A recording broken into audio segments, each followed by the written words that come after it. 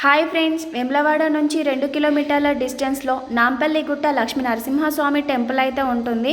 ఇక్కడ ఒక పెద్ద నాగుంపాము విగ్రహం ఉంటుంది. దాని లోపల భక్త ప్రహ్లాదుని స్టోరీ చాలామందికి తెలుసు అనుకుంటా. హిరణ్యకశిపుడు అనే రాక్షసుడికి బ్రహ్మదేవుని నుంచి అగ్ని, నీరు, మానవులు వేటితోని కూడా తనకి మరణం అనేదే ఉండొద్దు అనేది ఒక వరం అయితే ఉంటుంది. ఆ వరంతోని ప్రజలని నానా రకాలుగా హింసిస్తూ ఉంటాడు. తనకి ఒక కుమారుడు పుడతాడు, తనే భక్త ప్రహ్లాదుడు.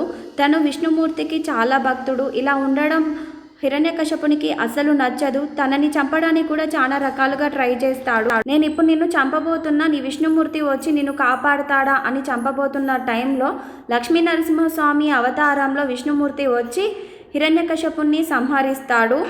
ఇక్కడ ఉన్న విగ్రహాలన్నీ ఈ స్టోరీకి సంబంధించినవే. ఇక్కడ నాగదేవత కూడా స్వయంగా వెలిసింది అంట. వేములవాడకి వచ్చిన వాళ్ళు ప్రతి ఒక్కరు ఈ ప్లేస్ని మాత్రం విజిట్ అవ్వడం అస్సలు మర్చిపోకండి. చాలా బాగుంటుంది. ఓకే ఫ్రెండ్స్, మరి బాయ్ బాయ్.